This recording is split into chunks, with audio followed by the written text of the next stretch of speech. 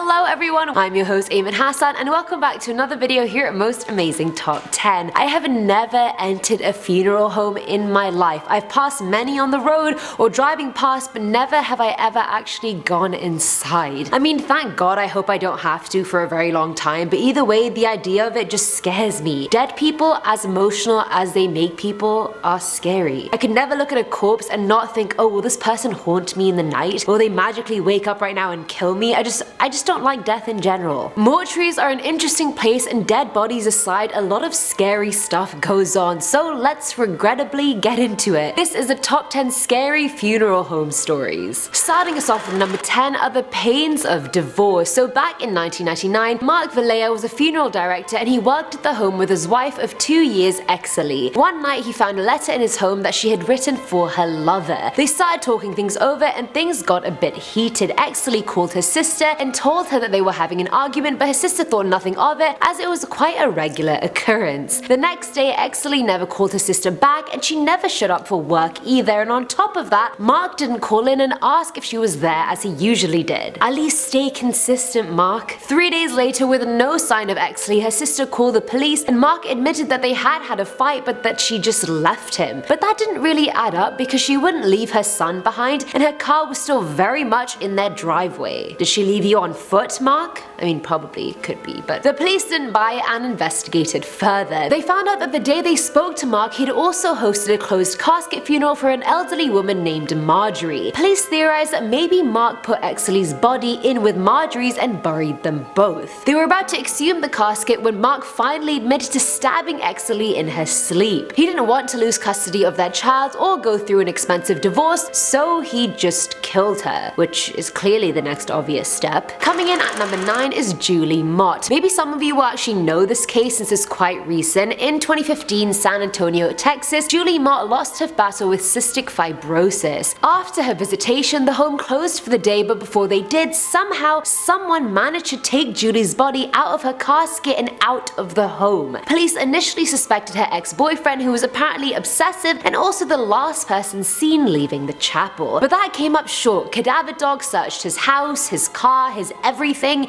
and found nothing. The second theory was that perhaps someone who objected to cremation took the body, but if that was true, they could have just taken any body in the home. Why Julie's in specific? Third theory was that the home lost her body or had it prematurely cremated. The owner of the home, Robert Dick Tips, yup, that is his real name, denied this and said he was the one who helped organize searches for her body in the first few weeks after the disappearance and even offered a 20 grand reward for information. Fair enough, Dick, I'll give you that. Either way, her body was never found till this day, nor did they find out who could have taken it. It still blows my mind how someone did this in broad daylight. How do you escape with a body in broad daylight? At number 8, we have the sobbing. Now this one comes from user SpiceMaster242, who works as an embalmer. During her first shift, she went to the bathroom in the back of the funeral home, and when she came out, she heard a faint sobbing sound as well as feet shuffling on the floor. She knew it was definitely feet because the floor was made of this gravelly material, so it made a specific sound if you walked on it. She followed the sound to a room where they stored embalmed bodies ready for delivery to their individual funeral homes. She thought maybe a family member may have snuck in and was crying, but there was no living person there. The only body in there was a young girl who had shot herself in the side of the head. She still never found out where the sobbing was coming from, but the user did have a semi-heart attack, so there's that. Filling our number 7 slot is the trash man. Now Bobby Wilkes was a 51-year-old funeral director living in Tennessee. His go-to thing was telling families not to watch the lowering of the casket because it would be too emotionally taxing, which is fair. I mean, he could be right. In October 1988, Bobby was giving another family the same talk, so they didn't end up watching the casket lowering, but they were looking at Wilkes. They saw him throw potted flowers into the grave and he didn't even put a lid on the vault. The lid which cost the family an extra $375. They went to the police straight away and had Wilkes arrested. Once this hit the news, it was like a domino effect. Complaint after complaint was being filed against him from previous families. They wanted their loved ones' bodies exhumed to check the real damage he had done. Now at least 10 of the coffins were stuffed to the brim with garbage, and I'm talking bags of hair, bottles, dirty diapers, even dog food. 2 coffins weren't even buried straight, they were buried on their side, and one literally had an arm sticking out of the coffin. But at least they got caskets. One man didn't even get that. He pleaded guilty to 48 different charges and was sentenced to nearly 29 9 years in prison. Now at number 6 is Death's Grip. This one's from user Kittens, which is just very fitting for someone working in a funeral home. The user used to work in tissue recovery for organ donors, and that includes having to shave the person's arms and legs. One day they were working on a person who had died very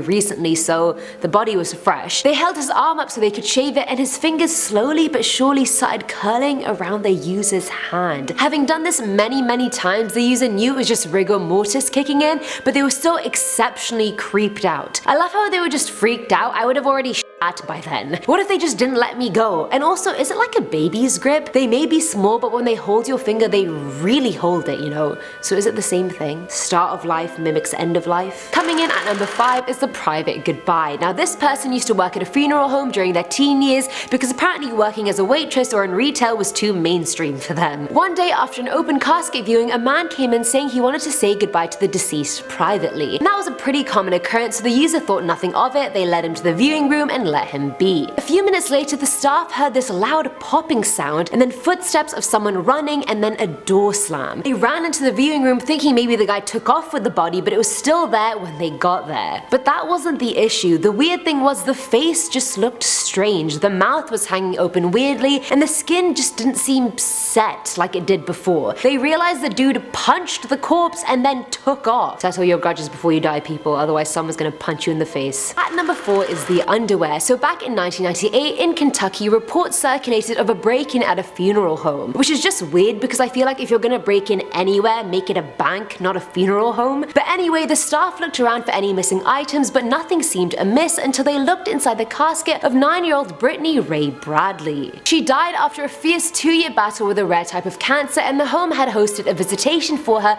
earlier that day. The thing that went missing was her underwear. When the family was informed, they immediately accused her 31-year-old cousin Mark Calebs of the theft, which is so weird. If they didn't even hesitate to accuse him, he must have been doing something messed up with her or to her before she died, or he must have just been a weirdo in general. Like, something was definitely up for them to accuse him that bloody quickly, let's face it. The police checked the camper where he lived, and lo and behold, the underwear was there. There was no sign of evidence of sexual abuse to the body, but Mark was charged regardless. Filling our number 3 slot is the Tri-State Funeral Home. Now back in 1996, Tommy Ray Brent Marsh, a very long name, but Tommy left college to take over his family's business, which was a crematorium in their backyard. In 2000, a gas man told the police he saw bodies lying all over the Marsh property, but no one followed up with the tip. A year later, another tip was called in saying bodies were in the woods surrounding the home. It was investigated, but nothing was found. Then in 2002, the police got a call saying a woman's dog had found a human arm bone in the woods there. The police then finally went to this funeral home and found 49 bodies that should have been cremated but weren't.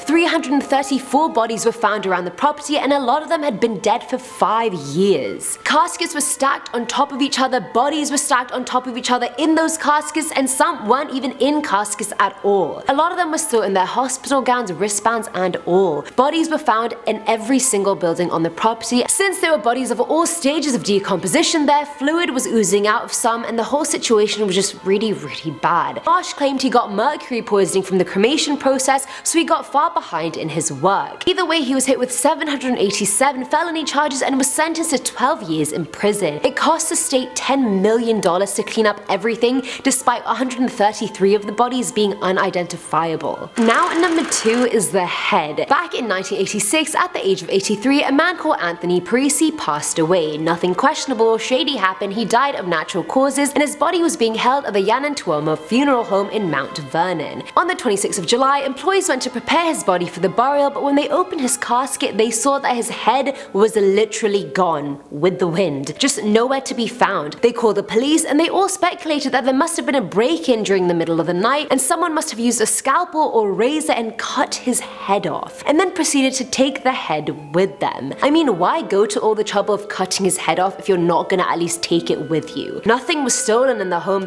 wasn't messed up in any way at all. It was literally just the head which had been stolen. I just want to know, I mean, Anthony found at a grocery store in the area, so it's not like he was like a mafia boss with a bunch of enemies. I really want to know why his head got stolen. And finally, at number 1 are the Pestenicas, and I'm glad I left this one till the end because boy is it a good one. And by good, I mean messed up, so here we go. In 1982, a 90-year-old retired man named Joseph Cly had black lungs, so he went to the hospital. While he was there, he made his own funeral arrangements with Helen and Walter Pestenicas. After staying at the hospital for a good month, he decided to go live with Helen and Walter instead of his stepson, which was already, I feel like, the first red flag in the story, but let's continue. The couple themselves were in their 60s and they set up Joseph in a converted patio area. 2.5 years later, he was found dead there, but authorities noted the place he was staying at was unfit for human habitation. There was no insulation, no fridge, no sink, and human waste was everywhere. The medical examiner ruled that Joseph had suffered from severe dehydration and starved to death since he hadn't eaten for days before his death. The body was returned to the couple since he paid them for a funeral. He also didn't really have many relatives left, and the ones he did have couldn't afford a funeral for him. So back to Walter and Helen he went. In less than a week after his death, police went back to his room to investigate more, but found that the couple had gotten it cleaned and painted and put a walker in there that wasn't there before. The couple was arrested for holding Joseph captive and starving him to death and then stealing his money. Helen had access to his bank account, and what used to be 35 grand was now only $55. Where did the money go? It's not like Joseph was using it in his tiny room. The couple claimed the autopsy was botched and he died of natural causes. So his body was exhumed and the medical examiner knew automatically that something was wrong. They were stitching on his stomach area, and his stomach and other organs had been replaced with ones from someone who had eaten before dying. No one knows where these organs came from and where Joseph's went, but the couple were charged with third-degree murder. And that's it for today's video, guys. I did not know bodies got stolen this often, or that there was this much scandal and drama at funeral homes.